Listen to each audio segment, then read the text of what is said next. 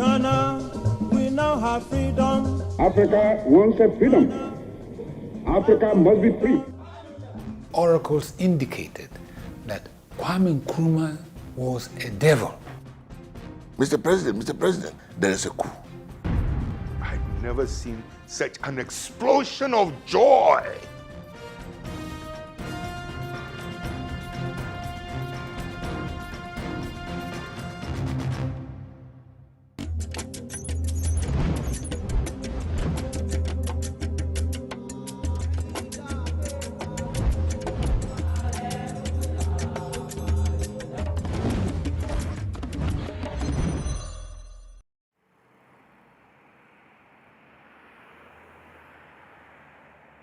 Accra, Ghana's capital city and the largest city in the country.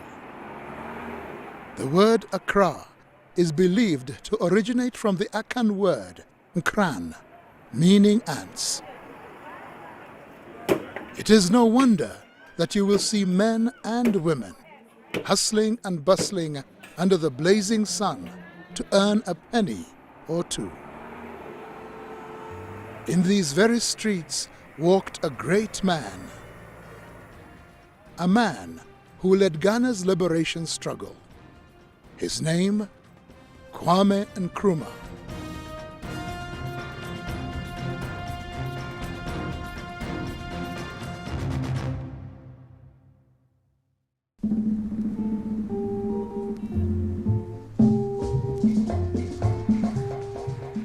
It was during his reign that Ghana made great developmental strides, like the building of the Tema Township,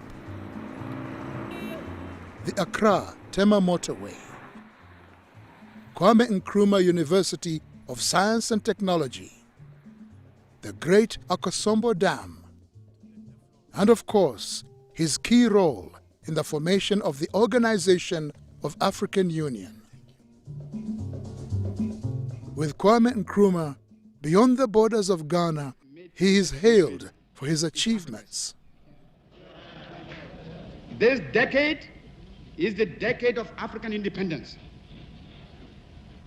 Forward then to independence. To independence now. Tomorrow, the United States of Africa. To him, African Union was a passion, and I think he's right. Look at what is happening in Africa now. Congo, the richest country, what is there now? Warlords all over with this private enterprise from outside. They do what they like. I mean, and look at what is happening in all Africa. He foresaw that if we didn't come together, we would be in our present state. Dr. K.B. Asante was the Secretary of State during Kwame Nkrumah's rule. He recounts Nkrumah's character. He could be charming when he wanted to, but normally, as someone who worked with him, he was what I would call a charming, hard taskmaster. He was a good dancer, and he liked music, yes. And we would hear music. But I remember high life music around us.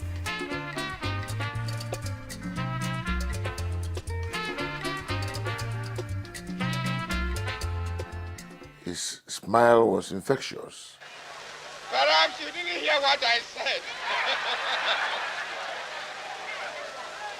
That was the charm of Nkrumah, a man who was very committed to Africa. Nkrumah lived and died Africa.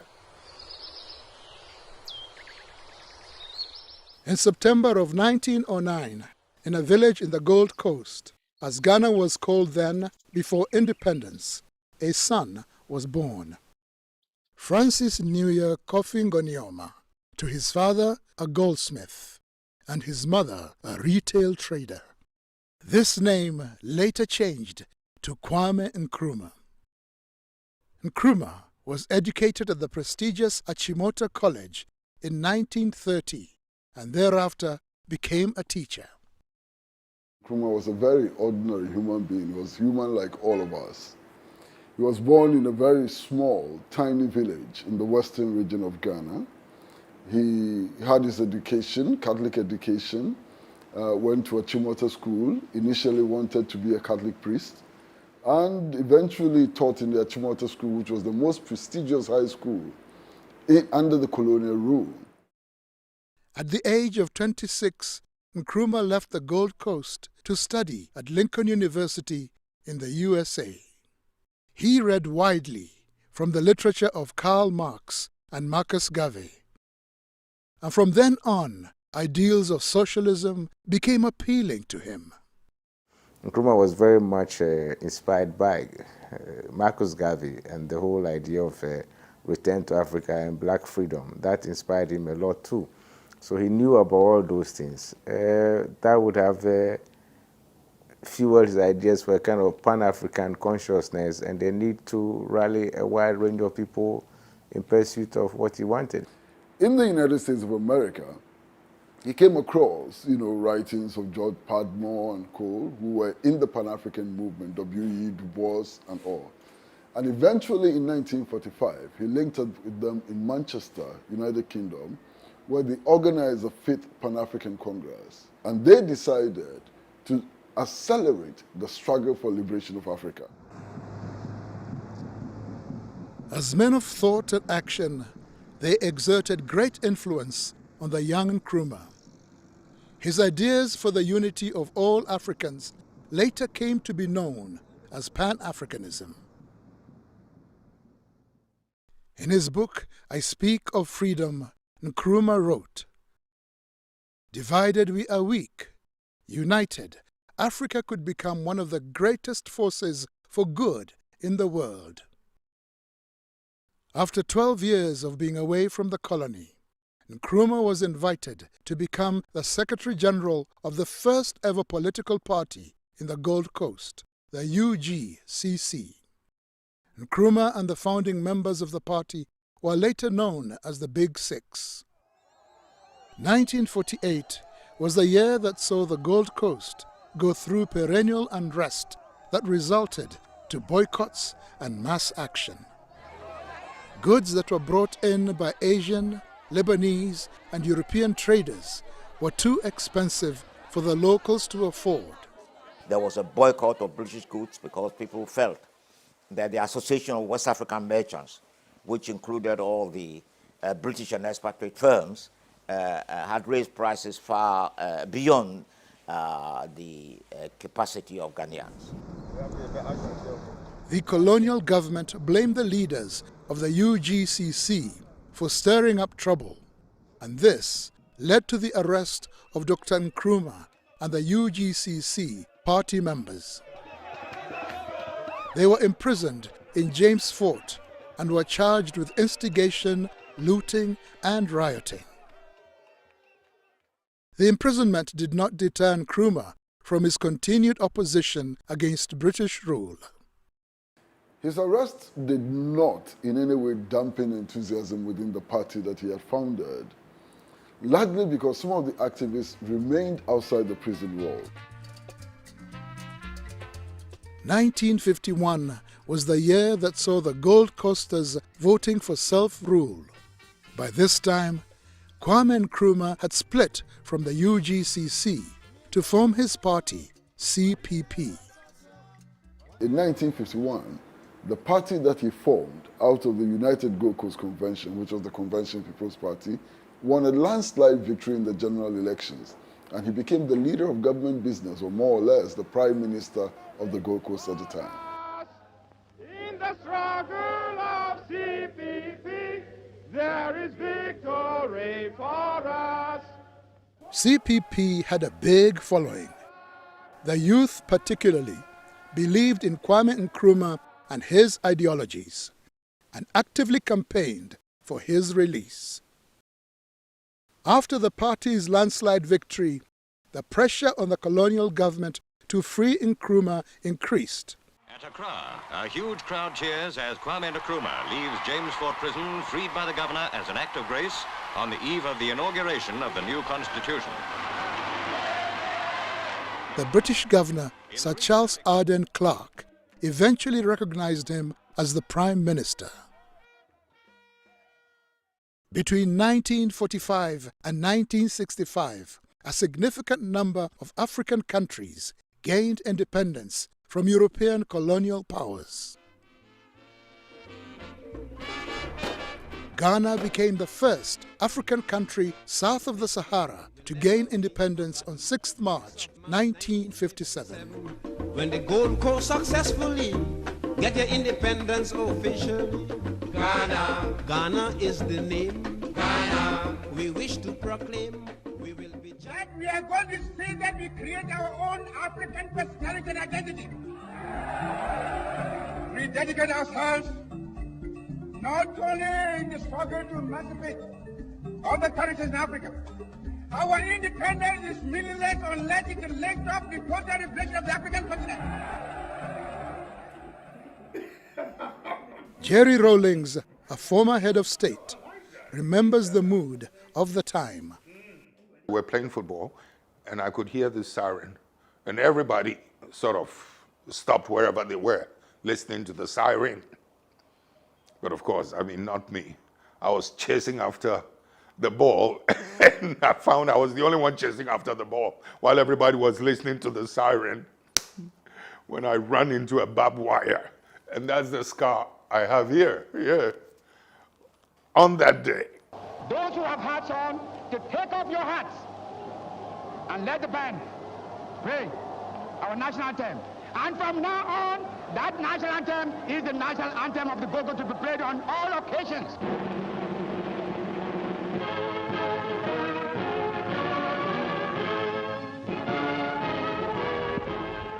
The mood was electrified. Everybody was seeing the dawn of a new beginning.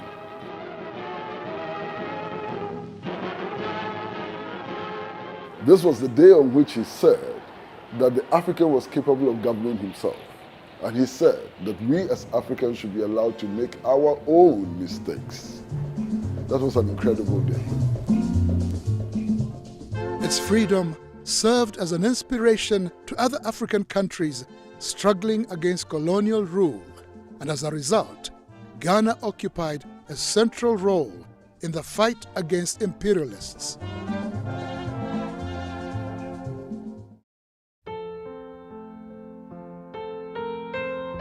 On 31st December 1957, while in office as Prime Minister, Kwame Nkrumah quit the Bachelors Club. Fatia Ritz and Kwame Nkrumah became husband and wife a few hours after she landed in Accra from Egypt.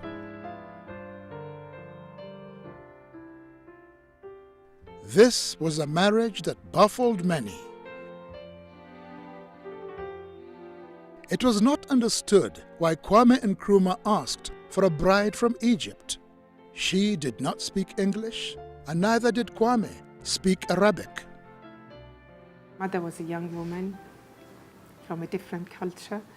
She left her family to come and her home base to come and live here. So I think it was a challenging marriage in a sense, but I remember her saying she would do it all over again.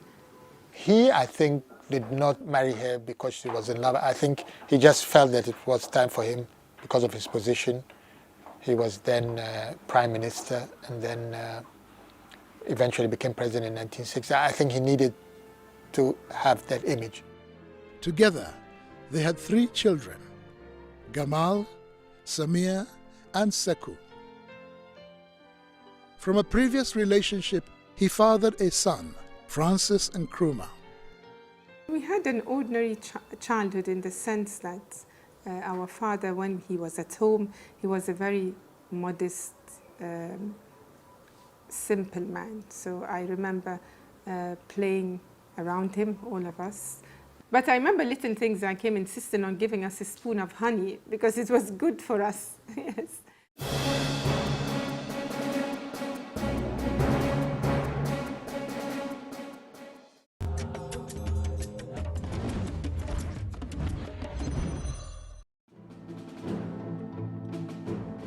It wasn't long before that Kwame Nkrumah's regime started going through the mill. By declaring Ghana a one-party state, he was perceived as a dictator. So with a one-party system, everything became all Nkrumah, and that was wrong. But you see, that again is a total misunderstanding of African history. Almost all of the African states which broke away from the colonial yoke established one-party states. Do you think one-party state is good for democracy? If it wasn't democracy, then they should have left us with their colonial masters. They did not force us. I waited one day when it was a good mood alone. Then I said, why do you want a one-party state? Then he said, you know, I've established so many industries and institutions, and I don't have enough competent people to man them. Many of the people who can do this are in the opposition. And that was why later I found the only way out was to have a one-party state, so we all belong. His predicament did not end there. He went ahead and implemented the Preventive Detention Act. This gave him power to detain anyone he deemed a threat without a trial. All his bills were passed through Parliament, even preventive detention bill. He didn't just get up and say, I, Kwame Nkrumah, from today, I'm having this law. No. He went through the process, went to Parliament, and Parliament passed the preventive detention bill. The elite in those days were against this dictatorial type of governance. And so the opposition to Kwame Nkrumah increased. How can the person who led us to struggle for the right to elect our own leaders become a dictator? The person who led us in struggle to assert our rights as human beings become a dictator. Strange logic, strange definitions. It was his own people, his own government that gave him away because he was becoming a nuisance. As Nkrumah walked in the gardens of Flagstaff House, which served as his residence, he was the target of a failed assassination attempt. One day he was walking from his office, from his house to his office, and the policeman opened fire on him. What was it to do with that policeman? Give him a bouquet of flowers and kiss him on the cheeks for attempting to assassinate him? I don't understand these noises about dictatorship.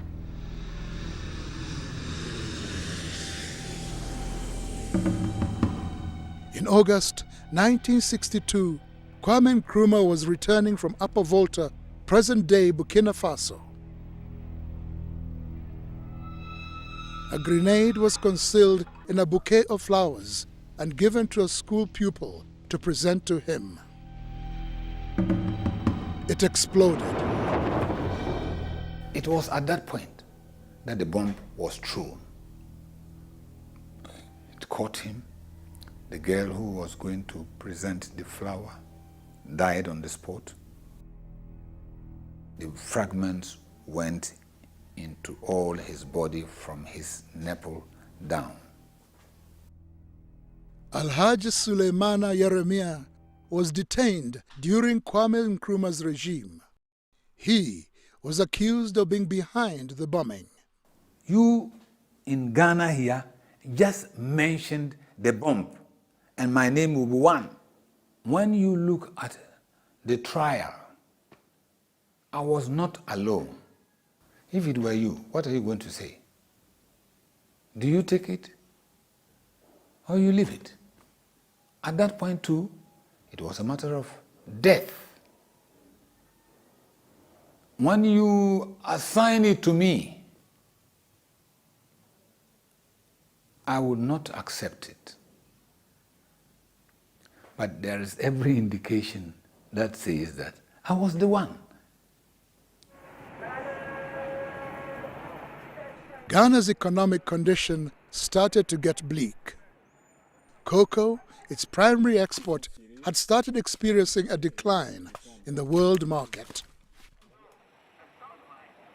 Unemployment was on the rise. The state enterprises that were established soon collapsed, and food prices increased. At one time, we had the highest per capita income in Africa. Ghana, for the first time, was rationing soup. milk, and other things that we were buying at the Accra Sports Stadium. That was not befitting of Ghana. Meanwhile, Nkrumah funded Guinea with £10 million from Ghana's coffers, making this the worst economic blunder of that time. Guinea had to be told that they have support. And all Africa should know that we are together, that we should help each other. So to me, it wasn't the amount of money, a symbolic gesture of great import. His efforts to rescue Guinea did not in any way repair his already damaged reputation with the people of Ghana. And what that meant was even the most trusted friend in his government could end up being a threat. We cannot, under any circumstances, allow imperialists and new colonialists to interlock with traitors in our midst to deflect us from the path of duty and progress. On the 21st of February 1966, President Kwame Nkrumah flew out of Accra on a plane bound for Hanoi, Vietnam. Ironically, he had gone on a peace mission, but in his own backyard, it was all but peaceful. 3 days later, on the morning of 24th February 1966, the self-proclaimed president for life, Osagyefo Kwame Nkrumah, was ousted in a military coup. The overthrow of Dr. Kwame Nkrumah. I'd never seen such an explosion of joy. We were in prison when we heard that Kwame Nkrumah was overthrown. Come and see in the prison. People were weeping because of joy. The prison was full. As for people who died there, you cannot count them. But they were weeping when they heard Kwame Nkrumah was overthrown. Oh, we remember the whole day, the whole event. As I said, I was a little over 5, so mercifully, our father was not in town. He was out of the country. And we woke up at the sound of gunshots. Because of my age, I wasn't aware of what was going on. But she said I was then asking the soldiers who used to guard the presidential palace, that's Flagstaff House, why they were not saluting me on that morning. Because I was not aware of what was going on, that they were overthrowing Nkrumah. I remember Mother, the first thing she did, 2 things she did, in fact. One, she told us to pray. And we prayed. Remember, we knelt down and praying. When we finished, she said, okay, now even if they fire at you, nothing will happen to you. Ghana is passing through a revolutionary period. The Americans did not like Nkrumah because of the regime he was trying to implant in Ghana, which may encourage other African states to do the same, and also because of the help it was given to African countries to be that independent. I used to hear KB Asante talk about the CIA. Of course, it was not like the CIA just came and jumped in. No. So it didn't matter where the support came from. From the CPP, they were prepared to grab it. In Ghana, we have a proverb or a saying that when the bird stays too long on the tree, it invites a stone. He went into exile in Guinea, where his friend and liberation comrade, Sékou Touré, gave him refuge and made him co-president.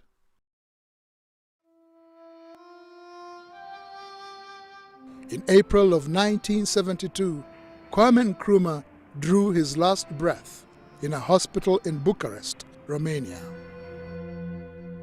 Until he met his death, Kwame Nkrumah had survived 5 assassination attempts, and that is why the phrase Kwame Nkrumah Never Dies was coined.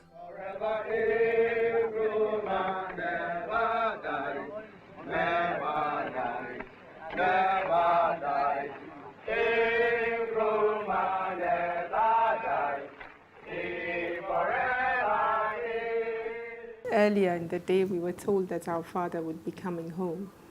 Yes, and of course we were excited. And we all dressed in our finest clothes. Yes, and you're right, yes, I remember our mother looking particularly good in her chiffon dress.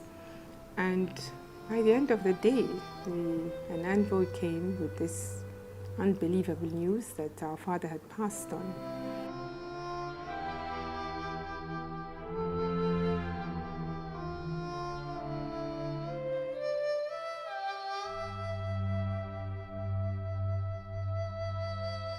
So according to the records, he died of cancer.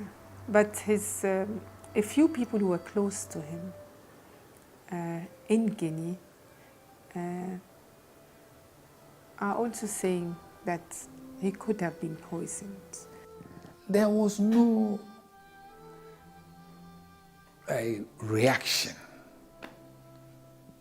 to his death. It is Amilcar Cabral who said that Nkrumah died out of a cancer of betrayal. And there was a lot of betrayal in Nkrumah's days. Qu'on ne vienne pas nous affirmer que Nkrumah est mort à cause d'un cancer de la gorge ou d'autres quelconques maladies. Non, Nkrumah a été tué par le cancer de la trahison. I, Robert Gabriel Mugabe, do swear.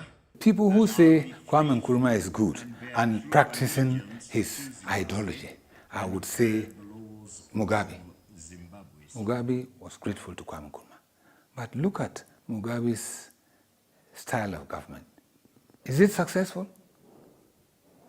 That is the true Nkrumah, a Pan-Africanist who believes in the true identity of the African. Yes, it's good. But practically,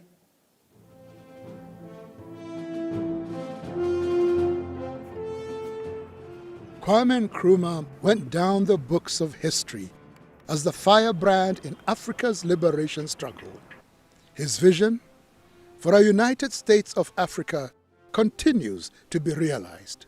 The reality is that they didn't stay on. Madiba is gone, Nkrumah is gone, Secretary is gone, Samora Machel is gone, Nasser of Egypt is gone. That is our reality. Our task is to create a new core of leaders, visionary leaders, leaders who want to see Africa free, leaders who want to help Africans to develop confidence in themselves, in their culture, in the food they eat, in the way they dress, in the way they walk, and the way they talk. Leaders who want to encourage Africans to take control of their own resources. We need to engineer those new leaders. That is the task.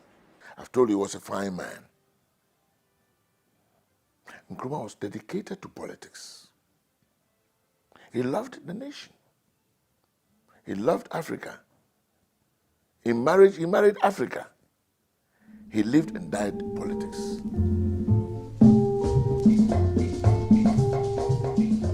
The Africa we have today is the legacy he left behind, and a constant reminder that indeed Kwame Nkrumah never dies.